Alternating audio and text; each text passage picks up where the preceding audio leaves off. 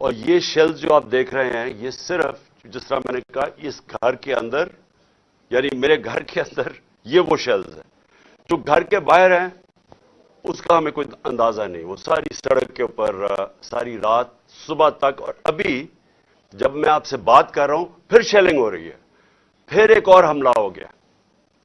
تو میں اپنی قوم کے سامنے ایک سوال رکھنا چاہتا ہوں کہ یہ کون سا میں نے اتنا بڑا جرم کیا تھا کہ میرے گھر کے اوپر حملہ, کبھی کسی پولیٹیکل لیڈر کے گھر کے اوپر اس طرح شیلنگ نہیں ہوئی. اور وہاں عورتیں تھیں, ہمارے نوجوان تھے, ان کے اوپر جس طرح اٹیک کیا گیا, اس کی کوئی تو کیا وجہ تھی؟ میرا جرم کیا تھا؟ جرم یہ تھا, ذرا میں آپ چاہتا ہوں غور سے سنیں میرا جرم کیا تھا. ایک کیس لگا ہوتا ہے توشہ خانہ کا, جو توشہ خانہ کا کیس میرے اوپر ایک الزام لگایا گیا, اور شکر ہے اللہ کا کہ وہ الحق ہے, وہ توشہ خانہ کا سب کے سامنے اب ریکارڈ آ گیا. میں چیلنج کرتا ہوں کہ جب یہ کیس سنا جائے گا, اگر کسی نے ساری چیزیں جائز طریقے سے, یعنی جائز طریقے سے, توشہ خانہ کا مطلب ہوتا ہے کہ جو آپ پریزنٹ آپ کو جب گفٹس ملتی ہیں تو ان میں سے جو آپ رکھنا چاہتے ہیں ایک قیمت ادا کر کے لے لیتے ہیں, وہ آپ کی پراپرٹی بن جاتی ہے. یہ توشہ خانہ ہے, اور یہ 70 سال سے یہی ہے. اور یہ جو کہتے ہیں کہ وہ اچھا جی وہ آپ کو کوئی بڑا تحفہ ملا تھا, اسٹیٹ گفٹ, جو آپ چیز خریدتے نہیں ہے توشہ خانہ کی, وہ آکشن ہو جاتی ہیں, وہ کوئی عجائب گھر میں نہیں رکھی جاتی. تو میرے اوپر پورا انہوں نے میڈیا ٹرائل چلوایا, اسی کے اوپر کیس کر دیے, اور اب اللہ کا کرم ہے کہ ان ساری چیزیں ان کی سامنے آ گئی ہیں. اور ابھی آپ کو پتا چلے گا جب وہ دیکھیں گے کہ انہوں نے چوری کی ہے توشہ خانہ سے, اور انشاءاللہ وہ سامنے آ جائے گا. اب توشہ خانہ کا کیس لگا F8 کی کچہری میں. F8 کی کچہری میں 2 دفعہ بم دھماکے ہو چکے ہیں. وہ اس کو آپ کی جو سیکیورٹی ہے وہ پروٹیکٹ ہی نہیں کر سکتی. وہ جگہ ایسی ہے کہ وہاں وکیل بھی شہید ہوئے, وہاں ججز بھی شہید ہوئے, ادھر ہی جب 2 دفعہ دہشت گردی ہوئی.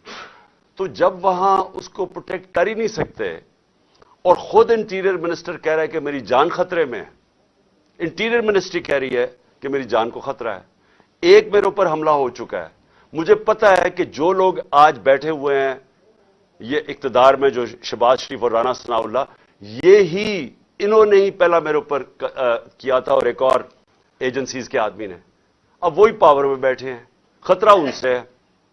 تو میں ایک چیز مانگی کہ مجھے سیکیورٹی دیں ادھر جانے کے لیے, اور اگر سیکیورٹی نہیں دے سکتے تو میرا ادھر کر دیں کیس جدھر مجھے سیکیورٹی ملتی ہے.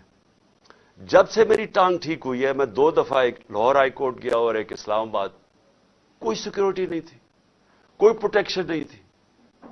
اور پھر میں واضح کر دوں کہ یہ انپریسیڈنٹڈ ہے کہ ایک ایکس پرائم منسٹر کو قاتلانہ حملہ ہوتا ہے, اس کے بعد اس کو سیکیورٹی نہیں ملتی.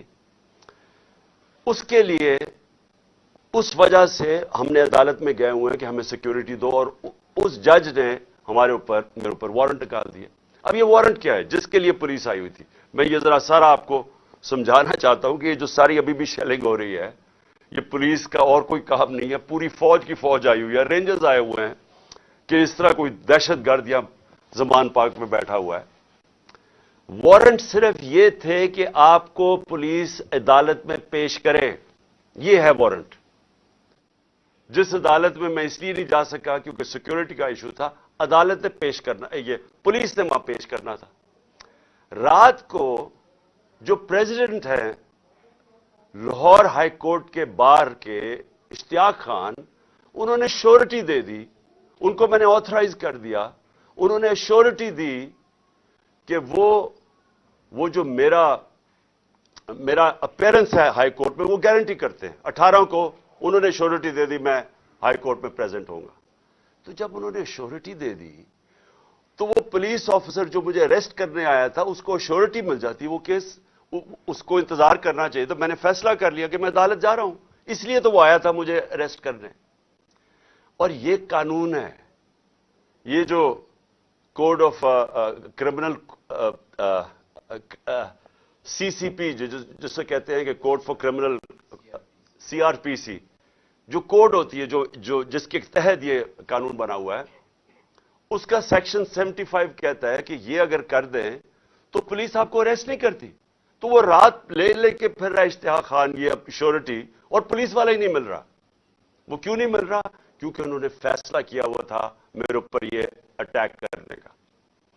اب یہ میں آپ کو دکھا رہا ہوں کہ یہ صرف شیلز نہیں ہیں، یہ گولیاں آپ کے سامنے ہیں. یہ گولیاں چلائی انہوں نے یہاں. یہ گولیاں چلانے والے ایک آدمی کو عدالت میں پیش کرنے کے لیے نہیں آتے. ان کے عزائم، یہ جو اوپر سارے بیٹھے ہوئے ہیں جنہوں نے پہلے ہی مجھے قتل کرنے کی کوشش کی تھی، ان کے عزائم یہ نہیں تھے کہ عمران خان نے یہ عدالت میں کہ وہ کہہ رہے کہ میں پہنچوں گا، اس کے باوجود یہ حملہ کر رہا اور ابھی تک حملہ ہو رہا ہے. ان کا مقصد کچھ اور ہے.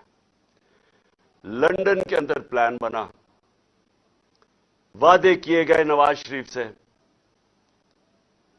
وعدہ یہ کیا گیا کہ اگر ہمیں بیک کریں گے تو میں آپ کو یہ کر کے دوں گا، جس میں عمران خان کو جیل میں ڈالوں گا، PTI کو ختم کروں گا، نواز شریف کو سارے کیسز ختم کروں گا. یہ پلان تھا پورا. یہ پلان بڑی دیر سے پتہ ہے، میں بتاتا جا رہا ہوں آپ سب کو. اس پلان کے تحت یہ گیم چل رہی تھی. کیوں میرے ورکرز اس طرح، جس طرح انہوں نے یہ دفاع کیا زبان پاک کی، میں تو کیا ان کو 2 دفعہ کہا، میں نے کہا دیکھو یہ میں کوئی انتشار نہیں چاہتا، میں چاہتا ہوں میں چلا جاتا ہوں، بیگ میرا پیک تھا. لیکن سارے کارکنوں کا کیا مسئلہ تھا؟ ان کو پتا تھا کہ جب سے ہماری حکومت گئی ہے ہمارے لوگوں کو تشدد کیا گیا جیل میں. کسٹوڈیل ٹارچر کہتے ہیں اس کو. جیل کے اندر تشدد کیا گیا. اعظم سواتی، شہباز گل، ہمیں پتہ ہے ارشد شریف سے کیا ہوا، ہمیں پتہ ہے سوشل میڈیا کے لڑکوں سے کیا ہوا، اور ہمیں پتہ ہے کہ وہ درویش، وہ جو اسپیشل انسان تھا جس کے پاس پیار کے علاوہ کچھ تھا ہی نہیں، ذل شاہ سے کس طرح انہوں نے اٹھایا اور اس سے تشدد کر کے قتل کر کے سڑک پہ پھینک گئے. تو وہ سارے فکر کر رہے تھے کہ دیکھیں اگر انہوں نے یہ آپ سے لے گئے ایک دفعہ آپ کو، تو یہ آپ سے بھی یہ کریں گے. اس لیے انہوں نے رات سے وہ مقابلہ کر رہے ہیں ان کا، صرف اس وجہ سے. میں آج یہ پوچھنا چاہتا ہوں، میں وہ جو اپنے آپ کو نیوٹرل کہتے ہیں ان سے پوچھنا چاہتا ہوں کہ مجھے یہ بتائیں کہ رینجرز کو بھیجنے کا کیا کام تھا؟ میرے دیوار کے اوپر رینجرز چڑھ رہے تھے، اندر آنے لگے تھے. میں کون سا جرم کیا کہ رینجرز کو یہاں اٹیک کروایا میرے اوپر؟ اور جب رینجرز اور ہمارے لوگوں کا آمنا سامنا ہوگا تو کیا کوئی قوم سمجھے گی کہ ہماری اسٹیبلشمنٹ نیوٹرل ہے؟ اور کیا یہ کرنا چاہیے کہ رینجرز یعنی فوج کو اور عوام کا آمنا سامنا کروانا چاہیے؟ جب TLP آ رہی تھی اسلام آباد کی طرف تو مجھے تب آرمی چیف نے کہا تھا کہ ہم بالکل فوج کو سیولینز کے سامنے نہیں لے کے آئیں گے. تو اب کیوں آ رہی ہے؟ کیا وجہ ہے؟ کون سا جرم ہے؟ کیا جرم کیا میں نے؟ اور کیا وجہ ہے کہ اس طرح کی بے دردی سے، جس طرح کا ابھی تک سب کو یہ جو شیلز مارے گئے ہیں، گولیاں چلائی گئی ہیں، یعنی یہ کیا جمہوریت ہے؟ کیا ہم نے کبھی ہمارے 3.5 سال میں کبھی کسی کے اوپر 3 لانگ مارچز دی، پروٹیسٹ تھے، کیا ہم نے کبھی کسی کے اوپر یہ کیا؟ تو یہ کیا وجہ ہے؟ اس کے پیچھے کیا ہے؟ ہم سب سوال پوچھ رہے ہیں، ہم سب حیران ہیں کہ اس سب کا مقصد کیا ہے؟ چاہتے کیا ہے؟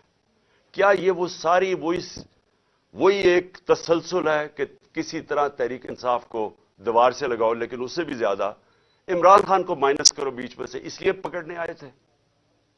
اور دیکھیں، میں آج اپنی ساری قوم کے سامنے کہہ رہا ہوں کہ دیکھیں میں نے پوری کوشش کی ہے جب سے میری گورنمنٹ گرائی گئی ہے کہ کوئی میری وجہ سے اس ملک میں انتشار نہ ہو.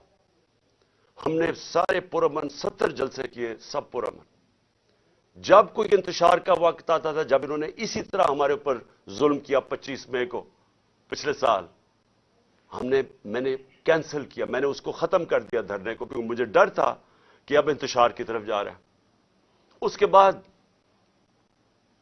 26 نومبر لاکھوں لوگ جمع تھے وہاں اس وقت پنڈی میں. ہمارا پلان تھا اسلام آباد میں جا کے دھرنا دینا، لیکن جب میں نے ماحول دیکھا جو انہوں نے پولیس جمع 30,000 پولیس جمع کی ہوئی تھی، تو مجھے پتا تھا پھر یہ تو جان کے چاہ رہے کوئی کلیش ہو، تو میں نے وہ کینسل کر دیا۔ ہم نے 8 مارچ کو ایک پرمیشن لی ہوئی تھی، انہوں نے ہمیں شام کو پولیس نے پرمیشن دی تھی کہ اپنی الیکشن ریلی جو ہم نے اپنی 30 اپریل کی الیکشن کے لیے کرنی تھی، پرمیشن ملی ہوئی تھی، روٹ اپروو تھا۔ صبح لوگ آ رہے ہیں اور دیکھ رہے ہیں پولیس کھڑی ہوئی ہے اور پولیس کے جتھے کھڑے ہوئے ہیں اور لوگ ریلی کے لیے آ رہے ہیں، اور ایک دم پتہ چلتا ہے کہ دفعہ 144 لگا دی جاتی ہے۔ کس وجہ سے؟ الیکشن جب ڈیٹ اناؤنس ہو جائے، آپ الیکشن ریلی کے خلاف دفعہ 144 کیسے کر سکتے ہیں؟ وہ بھی کیئر ٹیکر گورنمنٹ۔ اور اس کے بعد شیلنگ شروع ہو جاتی ہے، جس طرح اب آتے ساتھ ہی شیلنگ، ڈرانا، دھمکانا، مارنا، اور اس میں ضلع شاہ کا جس طرح قتل کیا گیا، تو اس کے بعد جب اگلے دن ہم نے وہ کیا، پھر سے انہوں نے جب بین کیا اور ان کا خیال تھا کہ ہم پھر سے ری ایکٹ کریں گے، میں نے پھر کینسل کیا، کیونکہ مجھے پتا تھا ہمارے لوگوں کو غصہ تھا جو ضلع شاہ سے، سب اسے پیار کرتے تھے، تو اس لیے ہم نے کینسل کی، ہم نے پوسٹ پون کی تاکہ کوئی انتشار نہ ہو۔ اب مجھے بتائیں، رات سے جب مجھے پتا چلا کہ اچھا یہ وارنٹ آ گئے ہیں تو چلیں میں شیورٹی دے دیتا ہوں، وہ بانڈ سائن کر دیتا ہوں میں اس کے ساتھ، اشتیاق خان کے ساتھ، پریزیڈنٹ لاہور بار ہائی کورٹ بار ایسوسی ایشن، تو پھر کیا چیز رہ گئی تھی؟ کیا وجہ ہے؟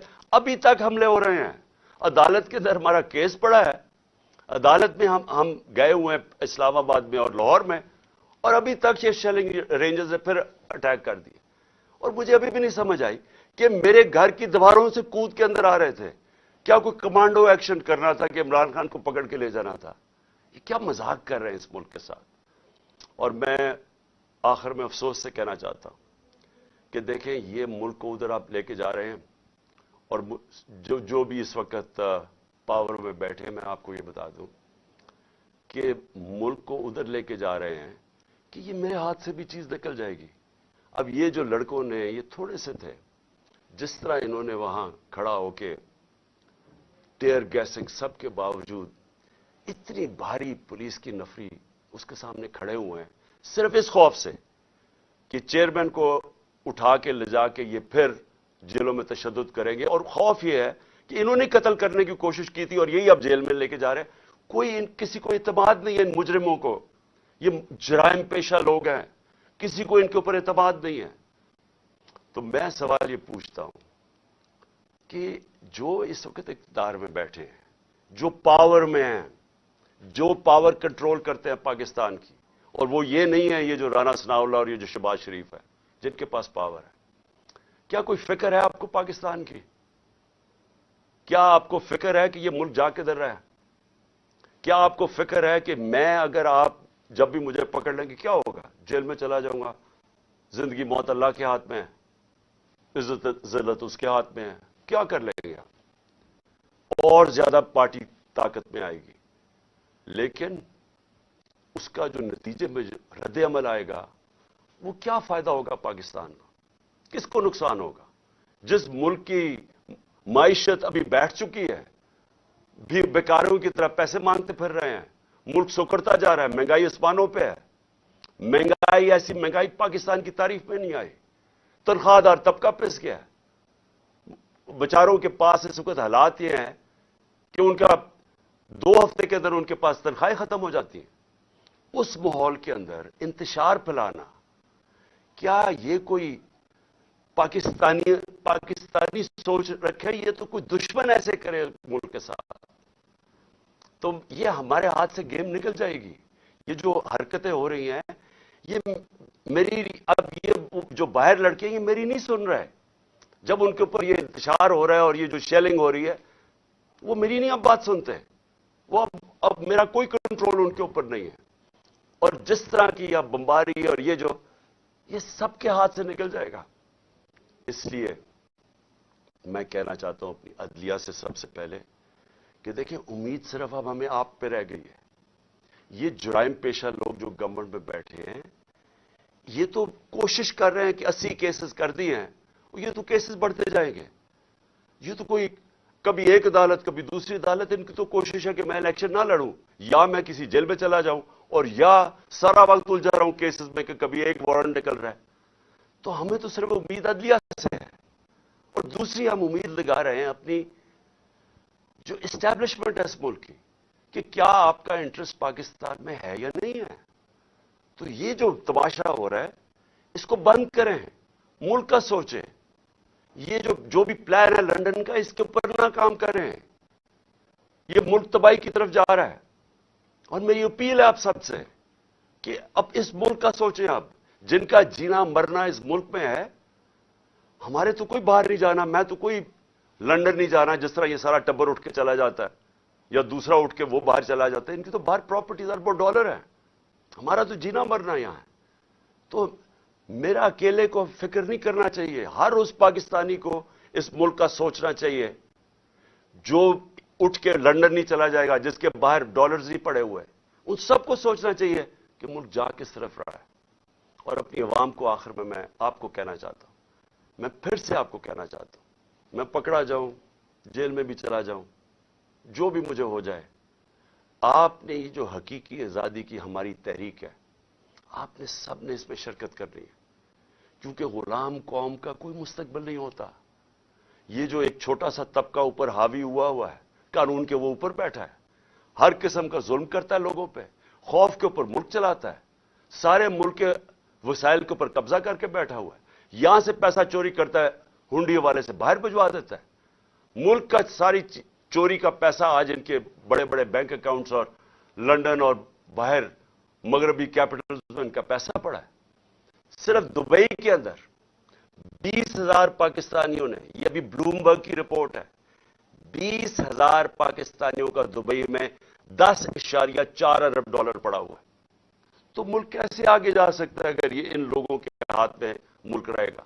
اس لیے میں قوم کو آج کہہ رہا ہوں کہ آپ نے پوری طرح اس حقیقی آزادی کی جہاد میں شرکت کرنی ہے. پاکستان زندہ باد.